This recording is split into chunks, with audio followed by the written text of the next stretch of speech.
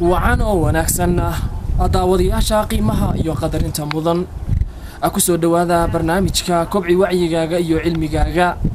برنامج كان كوبعي وعي جاجا يو علمي جاجا أي نوع نكسو قادن دونا أو حيابو كلا دونا أو أي كم تهيا علمي جا بايو مميتجا علمي جا بايو مميتجا أي وحا ويهيا waxyaabaha laga naqshadeeyo dabiicada aynu ku noolahay ama bii'ada aynu ku noolahay hadii ay noqon lahayd dhirta xayawaanada xitaa bini aadamka iyo wixii la mid ah waxyaabaha dabiiciga ah ee bii'ada ku saabsan waxa loo isticmaalaa maadooyin iyo waxyaabo kale oo kala duwan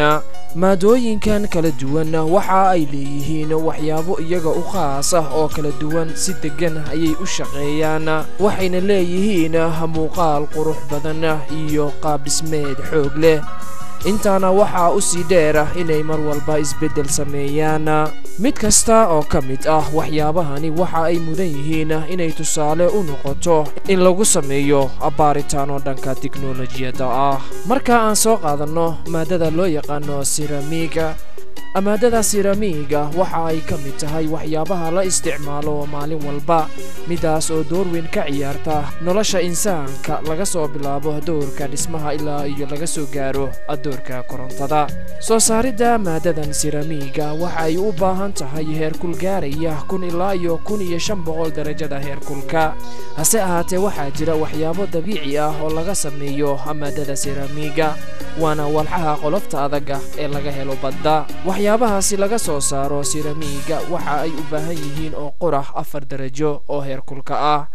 arintani waxa daaha ka qaadaya caalimka Turkiga ee loo yaqaan Ilham Aksay waxa uu baaritaan ku sameeyay walxahani qolofta adag ee laga helo badda gaar ahaan noolabadeedka loo yaqaan abaloni noolahani abaloniga loo yaqaan ayaa waxa uu leeyahay qolof aad u adag waxa ayna in badan ka adag tahay mid caadiga ah ee la soo saaro Aksay sharaxaad ayuu ka bixiyay markii uu baaritaanka uu sameynayay waxa uu yiri kadib markii lagu eegay microscope awood iftiimeed gaaraysa leh 300,000 oo jeer waxa uuna ka kooban yahay adoobo leh borotiin carbon iyo calcium dhismaha gidaaradiisana waxa uu ka samaysan yahay dabaqyo oo mid waliba xajmigiisa uu yahay mid caqliga ka weyn aadna uga adag yahay ceramiga uu insaanka soo saaro Aksay waxa uu isticmaalay maadadani inuu ka soo saaro maado aad u adag taasoo ah ceramic aluminum ah waxaana loo isticmaalaa difaaca dabaabadaha amaadooyinkani insaanka uu soo saaro inta badan waa ay jabaan waxaana markaasi adkaata in shaygaasi jabay oo sidii uu ahaa lagu soo celiyo kadib markii la sameeyo isku dayo badan hase yeeshee markii aan maadadan soo qaadano waxa ay leedahay nidaam makaaniig ah oo cajiib ah isla markaana ay iscusboonaysiinayaan qudhooda marka ay duugoobaan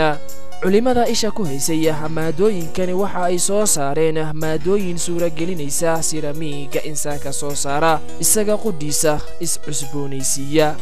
si kasta oo insaanka u dadaalo tiknoolajiyad kastana uu adeegsado cilmi baaris kastana uu sameeyo ilaahay awoodiisa wax gaaraya ma jiraan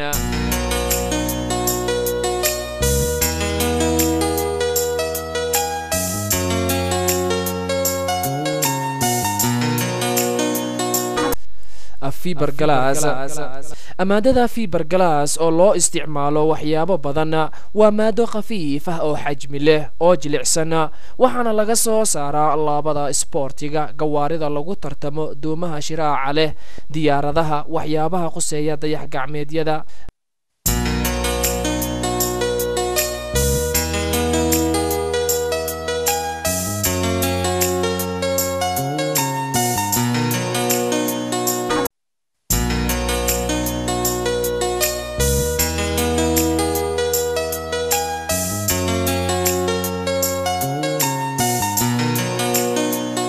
maadooyinka laga sameeyo maadadan fiberglasska waxa laga helaa mid kamid ah xayawaanada dhulka aan ku noolnahay ku nool kaasoo ah yaxaaska unugyada haragga dhabarka iyo xaaska waxa uu u egyahay fiberglass unugyadani aad ayay u xajmi weyn yihiin balse kuwa la sameeyo aad ayay daciif u yihiin marka loo eego kuwa dabiiciga ah oo quruxda badan waana abuurista ilaahay oo aan jirin mid ka sareysa farsamo ahaan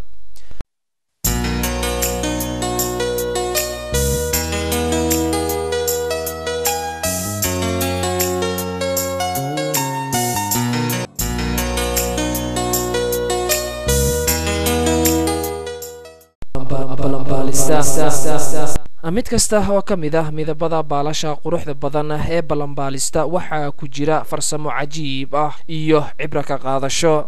tusaale ahaan midabka buluuga ah ee dhalaalaya waa midabka ugu soo jiidashada badan dhanka xayawaanaadka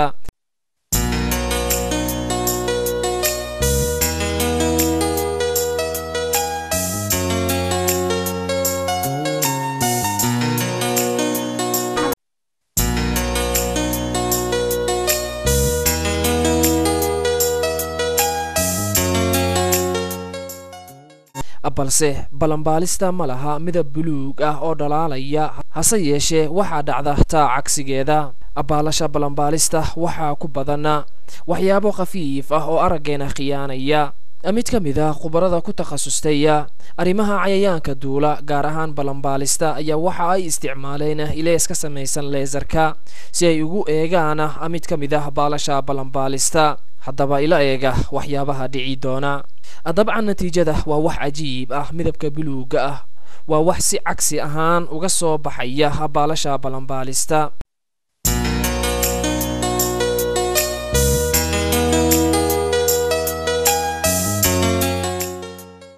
si la mid ah midabka xumbada oomada ama saabuunta kuma arkaysid wax midab ah laakiin markii iftiin la hor keeno waxaa ku muuqanaya midab aad u qurux badan taasina waxaa sabab u ah sida hirarka badda marka ay qoraxdu ku dhacdo ilayska qoraxda waxa uu dhexgelayaa biyaha hirarka ee kala duwan qaarkood waa ziyaada halka qaar kalena uu khafiif yahay waxa uuna ka koobnaanayaa muuqaalkani quruxda badan ee soo jiidashada leh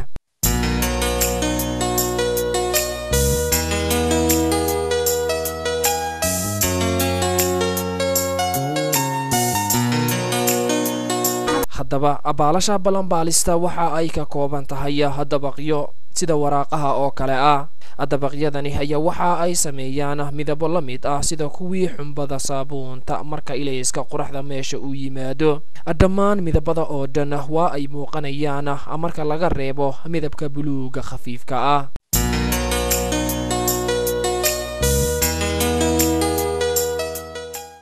dadka ku takhasusay naqshadeynta waxa ay u qaataan midabkan balanbaalista quruxda badan hawl maalmeedkooda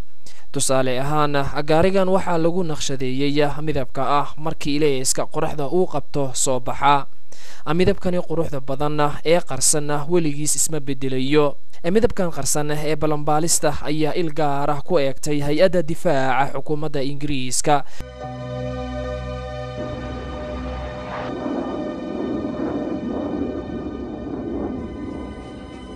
waxa ayna rajaynaysay in qaab dhismeedka midabka balanbaalista ah ay u furayso albaab cusub sidii loo soo saari lahaa gaadiid military oo lagu naqshadaynayo midabkan daxsoon ee balanbaalista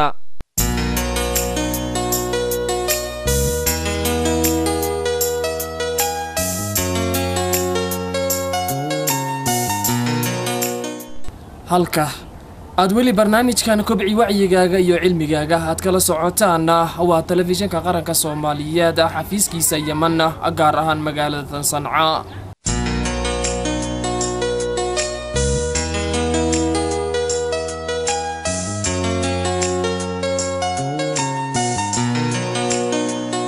awaayadan dambe iyo tiknoolajiyada cusub waxaa siyaadaya howlaha la qabanayo iyo xubnaha bini aadamka oo la matalayo iyaga oo artificial ah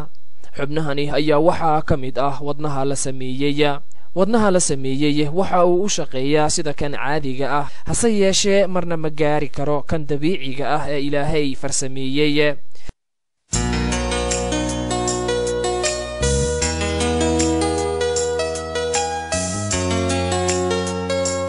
wadnahan la sameeyay waxa uu leeyahay laba god waa halka kaliya ay isaga eg yihiin labada wadne waxaa qalab dhaqaaqaya la dhigay labada god inta u dhaxaysa qalabkan dhaqaaqaya ee halkan la dhigay ayaa waxa loogu talagalay inuu qabto shaqadii uu qaban lahaa wadnaha bini'aadamka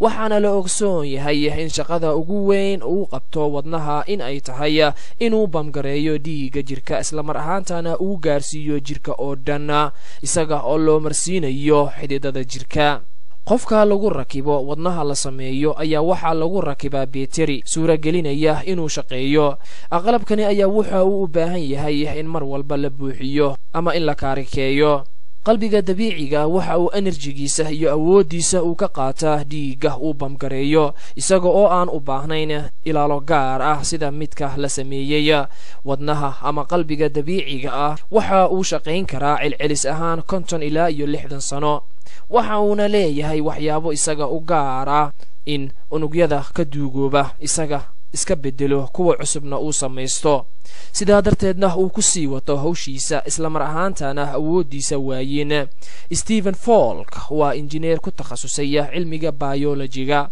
waxa uuna wax ka dhigaa jaamacadda Mareykanka ku taala ee Dokal waxa uu cadeeyay in aan la meteli karin qalbiga insaanka waxa uuna yiri qalabka aan samayno awood kasta uu leeyahay tiknoolajiyad kasta oo lagu sameeyo xadkay doonto ha yeelato meel lama gaari karo balse muruqa uu ka samaysan yahay wadnaha bini'aadamka waa aalad awood u leh inuu si fudud oo jilicsan u shaqeeyo marna uma ekaan karo qalabka tiknoolajiyada aan samaynay sidaa darteed awood uma lihin inaan matalno haddaba marka la soo koobo farsamada ugu casrisan ama aqoonta ugu sareysa oo insaanka leeyahay uma suura gelin inuu matalo hal qalbi waayo awoodda iyo farsamada ilaahay cid matali kartaay ma jirto يا أيها الإنسان ما غرك بربك الكريم الذي خلقك فسواك فعدلك في أي صورة ما شاء ركبك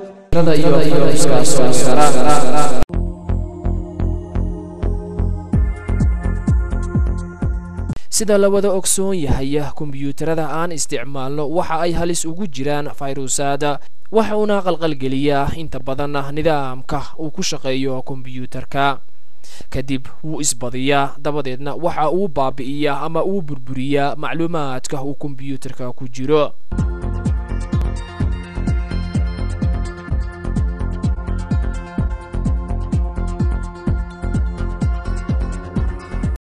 sidaa darteed ayaa shirkado badan waxa ay ku fekereen in ay soo saaraan difaaci looga hortagi lahaa fayruusaadkan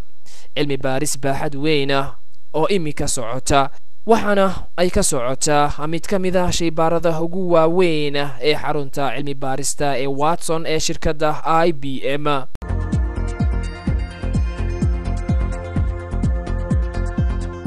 ilhaamkii soo saarista difaaca fayruusaadkani waxa uu noqday nidaamka difaaca jirka bini'aadamka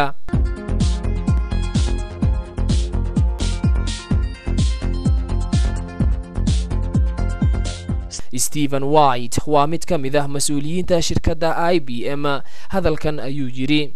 awoodda uu leeyahay jirka bini'aadamka si uu markaasi u sii wato noloshiisa iyo shaqadiisa si loo sii jiro in badan waa in la helaa nidaam difaaca fayruuska kombiyuutarka waxa uu la mid yahay kan biology-ga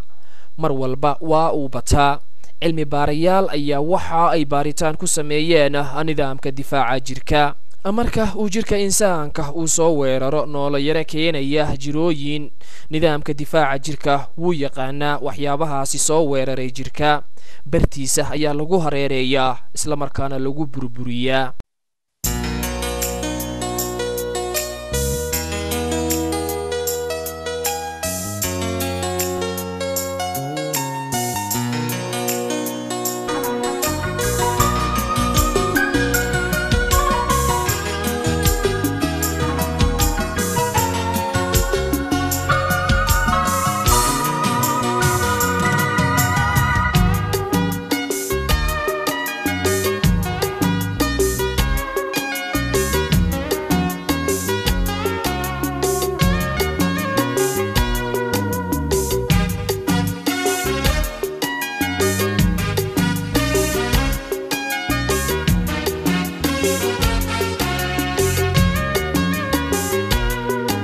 fayruusaadka kombiyuutaradana mar dambe ayaa la ogaaday isla mar ahaantana waxaa la soo saaray barnaamijyo lagula dagaalamayo fayruuska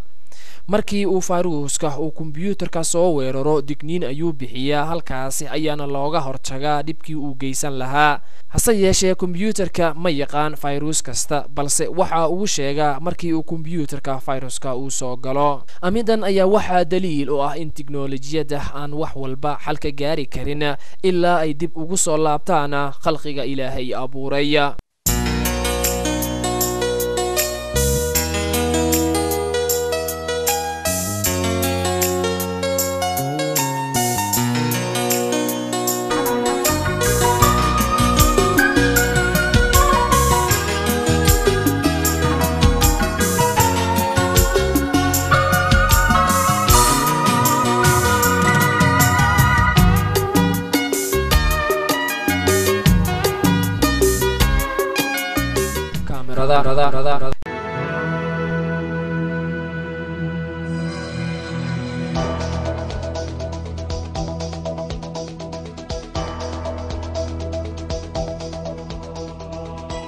kaamirada waa aaladaha ugu casrisan ee wax lagu sawirto waxaana laga alifay asraarta indhaha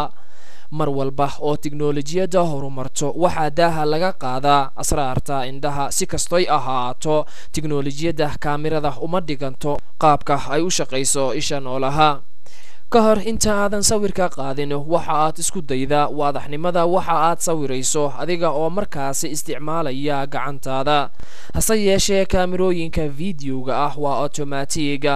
laakiin nidaamkani aad ayuu u hooseeyaa waadax taam ahna ma bixiyo balse isha insaanka waa ay ka duwan tahay waxaasi oo dhan waa wax waadax oo sugan si markaasi aad ugu aragto si waadix ah waxaad u baahan tahay oo qurax inaad eegto waxyaabaha kalena waxa ay u baahan yihiin inaad in badan waadixisid